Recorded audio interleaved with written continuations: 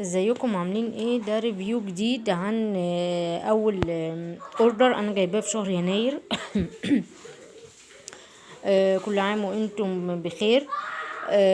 انا جبت الحاجة اللي انا جبتها جديد.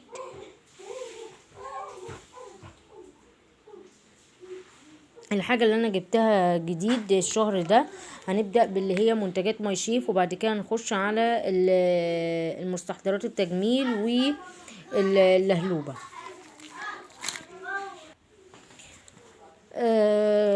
ده الخلطة الجديدة اللي نازلة يا جماعة، اللي هي وزنها 125 جرام بس، بتكفي هنا لنصف كيلو، يعني تعمل نصف كيلو 500 جرام من الدجاج او اللحوم، اهو مكتوب اهو. انا كنت فاكراه نص كيلو، بس هي مش نص كيلو. ده 125 جرام، يعني قولي حوالي الى تمن كيلو على ما اعتقد. ده اللي هي الخلطة اللي هي البرد يا جماعة، دي نازلة الشهر ده، هي دي الجديدة، وكان نازل منها الشهر اللي فات اللي هو شهر 12 كان نازل منها اللي هي الحار. طبعا سعرها اهو يا جماعة في الكتالوج اهو 12 ونص. اهي وده شكلها.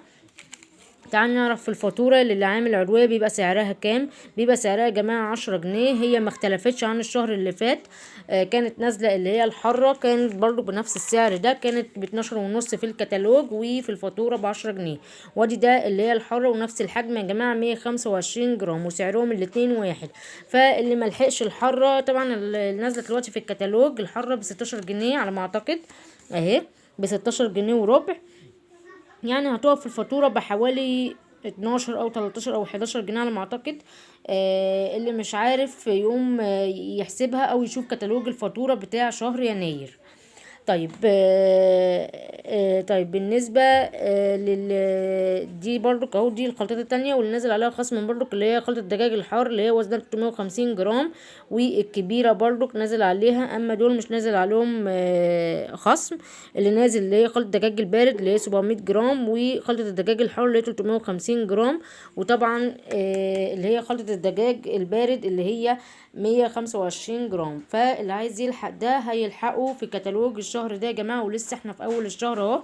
فبتمنى ان انتوا تلحقوا العروض، احنا لسه النهاردة يعني حوالي 10 يناير، فمش مش هتبقى قليل يعني ان احنا نلحق العروض ونلحق الخصومات اللي بتبقى موجودة على المنتجات. طيب ده كان اول حاجتين من ماي شيف. طب بالنسبة للحاجة التانية هو اليانسون يا جماعة، انا جبته لسه النهاردة، كنت جايبة منه باكت تاني بس اتاخد، يعني كنت جايباه لحد وكان من الشهر اللي فات، بس كان حجز اهو. وادي ده انا فكيت الحجز بتاعه اهو. كان ينسون، انا فكيت الحجز بتاعه لوحده. ومكتوب اذن صرف منتجات متعدد، يعني ده برضه بيبقى اذن، يعني ان هو ايه حاجه انت فكتيها يعني. طيب ده كان اليانسون اهو، انا لسه ما فتحتوش. الكميه بتاعته بتبقى 12 باكت او 12 كيس اهو يا جماعه من جوه. بيبقى كذا ظرف اهو. آه طبعا اللي ما يعرفش اليانسون بيبقى باكت كده شكله شيك كده، بيبقى في ظرف كده يا جماعه. بس اليانسون بتاعه خطير بصراحه، انا واحده من الناس ما كنتش بحب اشرب الاعشاب. كنت بميل قوي للسحلب والحاجات الشتويه التانية، بس مش بشرب الاعشاب بصراحه. فبصراحه من ساعه ما شربت اليانسون ده وانا عجبني جدا، وبقيت اشرب اليانسون اللي هو من منتجات ليزا او منتجات تانية اللي هي اللي بتبقى متداوله في السوق. طيب الحاجة التانية اللي انا جبتها، انا جايباها الاتنين دول انا جايبهم في البيت الاستعمال الشخصي ليا انا ووالدتي، يعني ليمون وزنجبيل. انا مش من عشاق الليمون والزنجبيل قوي، انا بحب اليانسون اكتر او النعناع. ده انا مايله ليهم اكتر لاني متعوده عليهم اشربهم من وانا يعني متعوده اشربهم كتير. برضك 12 كيس اهو.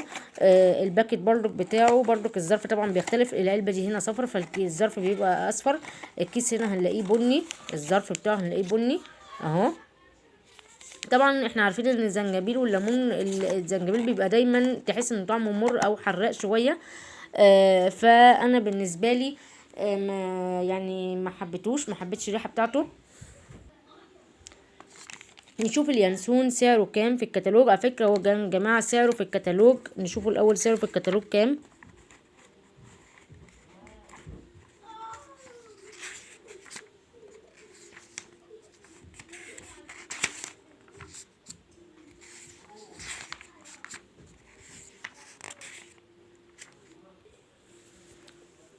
اهو يا جماعة اليانسون 15 وربع، والزنجبيل بالليمون 15 ونص. ده سعرهم في الكتالوج. تعالوا نشوف سعرهم في الفاتورة بعد عمل العضوية. الأعشاب الجنزبيل والليمون سعره 12 ونص، وعندنا اليانسون 12 وربع يا جماعة.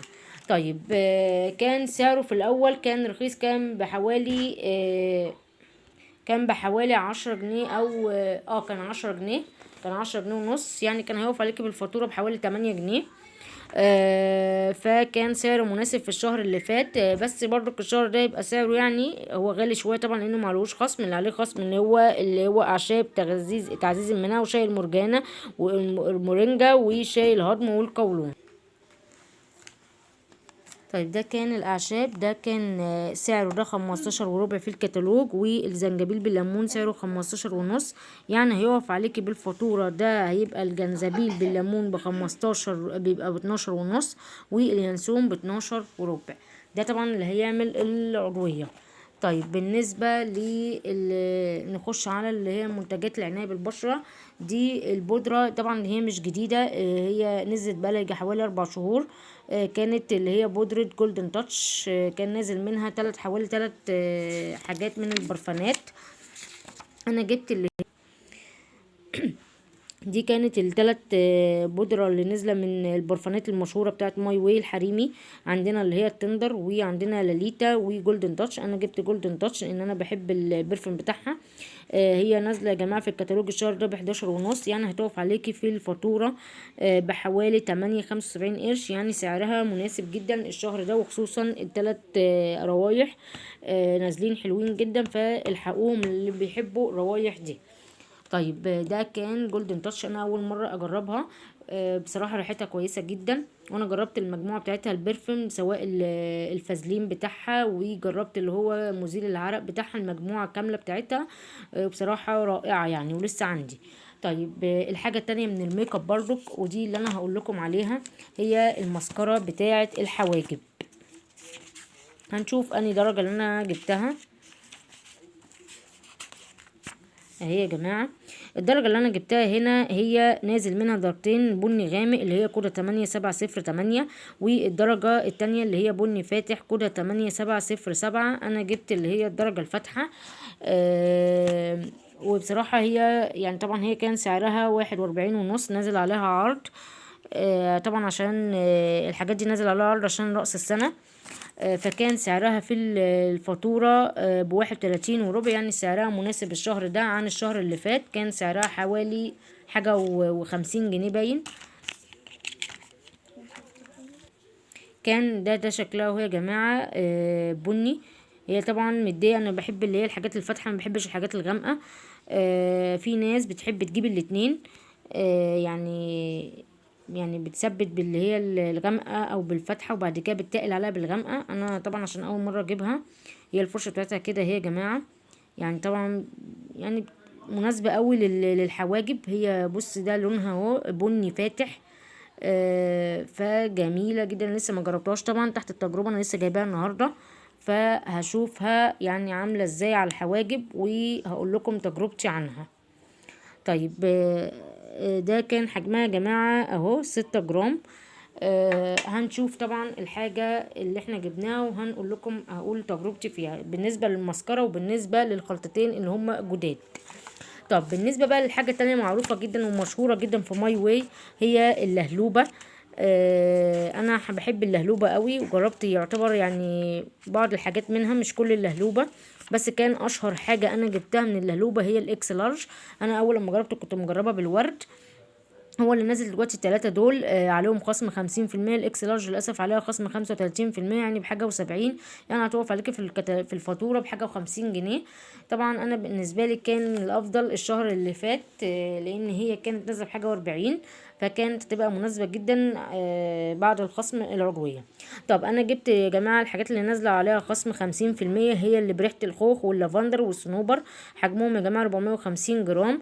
فانا جبت اللي هي باللافندر، بما ان انا كنت مجرباها قبل كده، كان سعرها ب32 ونص. فهنقف عليها، هتقف بالفاتورة بعد ما نتعمل العضوية تقف ب24 ونص. ده كان الحاجة اللي انا جبتها من ماي واي الشهر ده. الجديد بالنسبة لي اللي انا جربته هي الماسكارا والخلطتين دول، واحدة اشتريتها الشهر اللي فات والتانية اشتريتها الشهر ده لما نزل. اليانسون انا مجرباه قبل كده، الليمون والجنزبيل انا جايباه لوالدتي، فما يعني انا ما بحبوش. فجي والبودرة انا بالنسبة لي كانت نازلة قبل كده، بس دي اول تجربة ليها، وبما اني مجربة البرفان هيبقى تجربتي ليها حلوة يعني. طيب ده كان الريفيو يا جماعة عن منتجات ماي واي، سواء ماي شيف او الخلطات.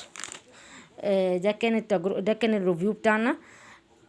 اتمنى ان انتوا يعجبكم الريفيو، واتمنى ان انتوا ما تبخلوش عليا باللايك وتفعلوا زر الجرس او السبسكرايبس. واتمنى يا جماعه ان انتوا تفتحوا اللي هو الديسكريبشن بوكس، لان بيبقى فيه لينكات ماي واي او اللينكات عموما بتاعه الميك اب، العنايه الخاصه بالعنايه بالبشره.